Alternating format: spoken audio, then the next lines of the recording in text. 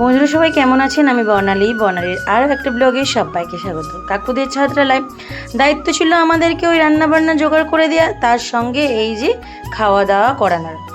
ছাত্রালয় হয়ে গেছে, এবারে মিস্ত্রিরা বা আর যারা কাজ করতে এসেছিলো তাদেরকে খাওয়ানো হচ্ছিল ছাদেতে, কারণ তারা বলেছিল ছাদে খাবো। কিন্তু হঠাৎ করেই দেখলাম যে বৃষ্টি চলে এসেছে, তাই ছাদ থেকে নেমে এসে এইখানে মেজো কাকুদের বাড়িতেই খাওয়া দাওয়ার ব্যবস্থা করা হয়েছে আবার।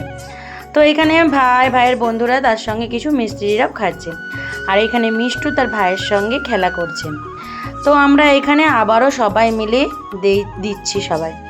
তো আমরা সেরকম ভালো দিতে পারি না, কিন্তু তবুও চেষ্টা করছি যে মানুষজনকে যতটা সম্ভব আপ্যায়ন করার।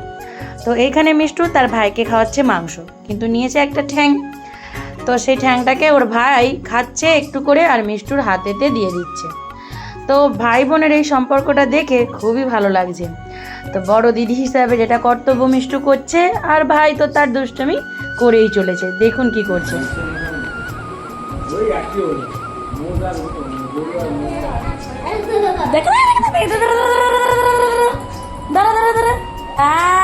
দারুণ হয়েছে। সবার খাওয়া দাওয়ার পর এবার আমরা দুই জায়ে আর কাকিমায় বসে পড়েছি। এখানে ছিল ভাত, কষা মাংস, তারপরে আলু ভাজা, বাঁধাকপির তরকারি, পেঁয়াজ, লেবু, আর আমার যাও বসে গেছেন। তো দুজনে মিলে ওই 4টে সাড়ে 4টের দিকে আমরা খাওয়া দাওয়া করলাম।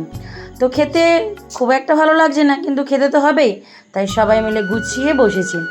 তারপরে ওই বিকেলের দিকে মাঠের দিকে বেরিয়েছিলাম। এখন তো এবার ধান চাষ হচ্ছে, অনেক জল হয়েছিল, ধান চাষ একটু দেরিতেই হচ্ছে। তো দেখতে পাচ্ছি আমাদেরও জমিতে চাষ করবে বলে তাকে রেডি করা হয়েছে। তো এইখানটাতে হচ্ছে আমাদের জমি। তো এরপরে আমরা ওই দিকে আরও ঘুরতে যাব। তো এসেই দেখছি এইখানে আরেক কাকু আর কাকিমা ধান চাষ করছে, আর এসেছে আমার সঙ্গে মিষ্টু। তো মিষ্টু কি করছে দেখুন। আমাদের পাটের মাঠে জল জমেছে, হয়েছে কাদা, রুইতে যাব আমি একটু।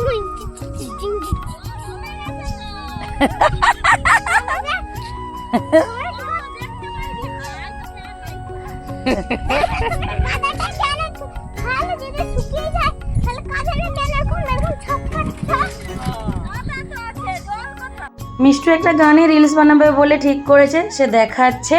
তো যাই হোক, এইভাবেই সারাদিনটা কাটালাম। আপনাদের কেমন লাগলো ব্লগগুলো তো জানাবেন। ভালো থাকবেন, সুস্থ থাকবেন, আবার দেখা হবে নতুন ব্লগে।